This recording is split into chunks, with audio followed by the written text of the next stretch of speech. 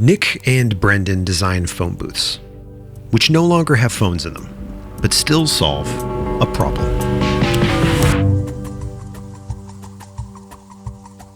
As an industrial designer, we don't specialize in any one market. We've designed all sorts of things from medical equipment, custom furniture, race timing chip, 3D printed cast, curling broom, some signage and wayfinding, and even things like a jet boat.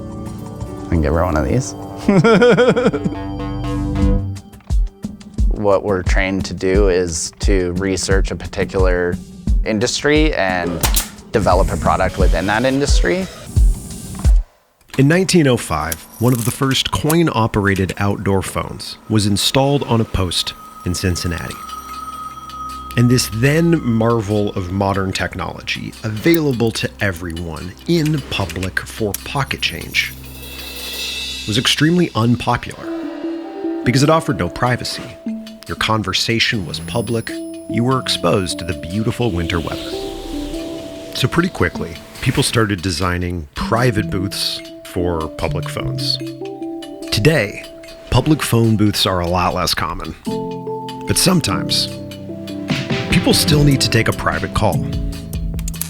Brendan and Nick design, manufacture, and ship modern privacy booths.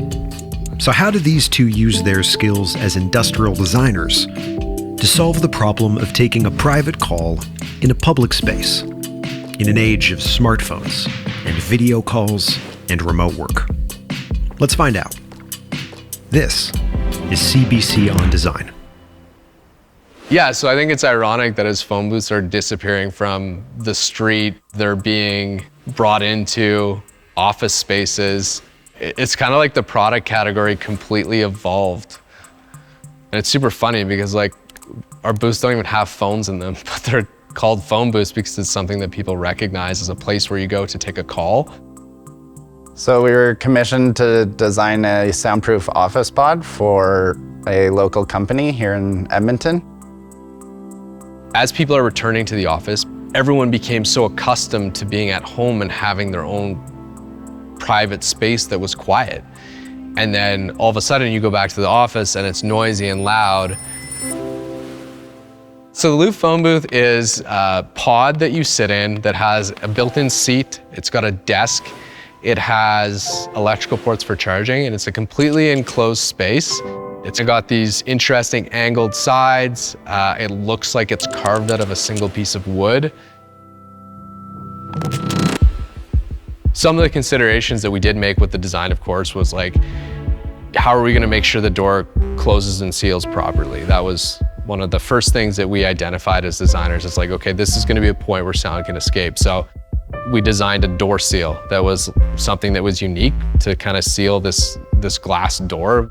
So when making a small enclosed space, there's obviously a bit of a concern for people who suffer from kind of claustrophobia or near claustrophobia.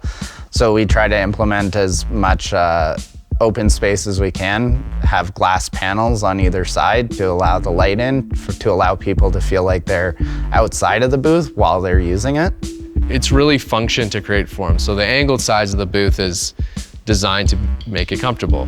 The size of it is designed so that it can be assembled in one piece and go through an elevator. So those are kind of two criteria.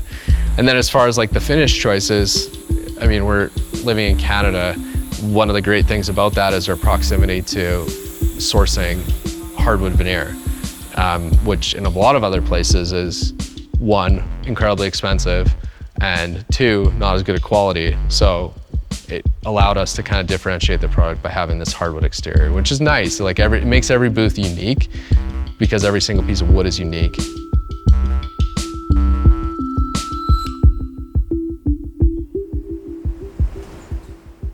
Sound requires a medium to travel through. The most common one, air.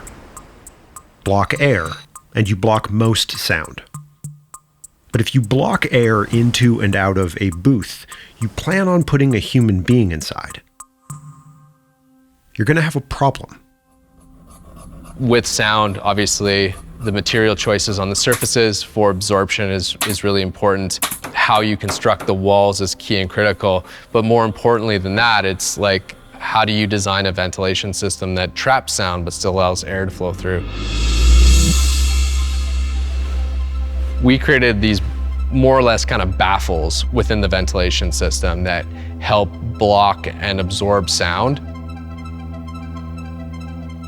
To stop sound from going through a ventilation duct, you basically need to create a path that is almost an S-bend.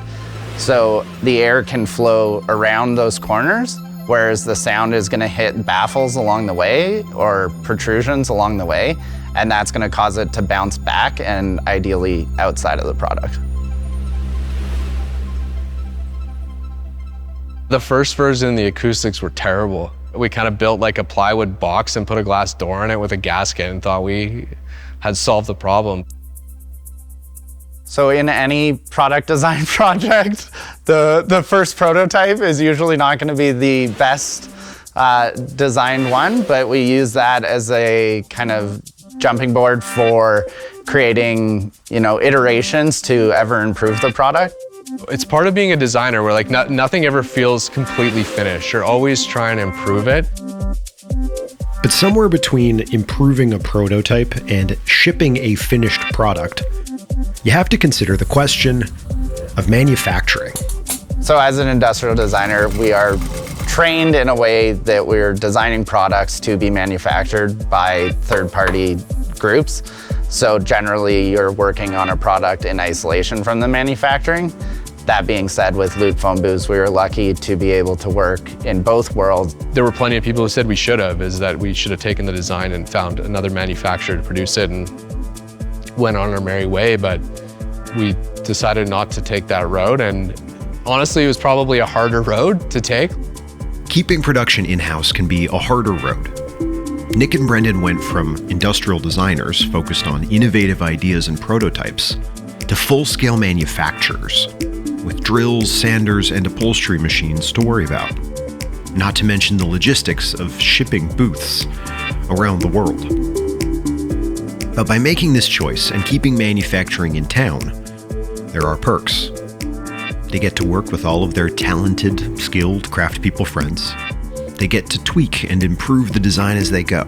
And they get an unobstructed view of the raw materials that they're using, as well as the ones they're not using to the fullest. We're trying to divert waste material from going to the landfill or being used in a kind of post-industrial recycling.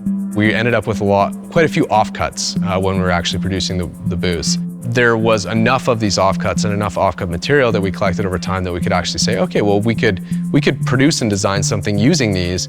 And it's less of like recycling and more of like upcycling at that point in time. So I'm sitting on a Hardesty lounge chair here. Okay, so the chair I'm sitting on, this is called the Bow Lounge Chair. Which is using wood panels that are offcuts from our Loop phone booths, as well as using upholstery material that was otherwise not suitable for the use in our main production line. Sustainability has always been really key and important to myself and to Brendan as designers. I think in today's day and age, to be an industrial designer, it's almost part of your moral obligation. Which for Nick and Brendan means an object designed so that someone can return it, recycle it, or repair it. We have a sticker and a barcode on the back of every phone booth, and if somebody was ever to get to the point in time where they're like, this is, this product is past its useful lifespan, they would call us and we will take the booth back and we will refurbish it and then resell it, because we don't think that there's any reason why really well-made furniture should ever end up in a landfill. Focusing on Canadian manufacturing, the comfort of their users, and even how the offcut materials and the booths themselves can live a second life are all part of Nick and Brendan's design philosophy. So did people respond to that philosophy? And where can you find their booths today? The customers of Loop phone booth include organizations like Toyota, Mercedes, SpaceX, Google, Freddie Mac, Disney, Carnival Cruise Lines, Tesla, Lessee 10, Shopify, Pokemon, public libraries, universities. The University of Alberta has our phone booths in there as well.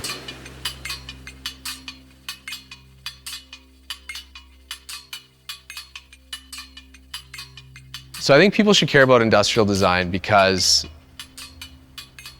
industrial designers create the objects that we surround ourselves with every single day.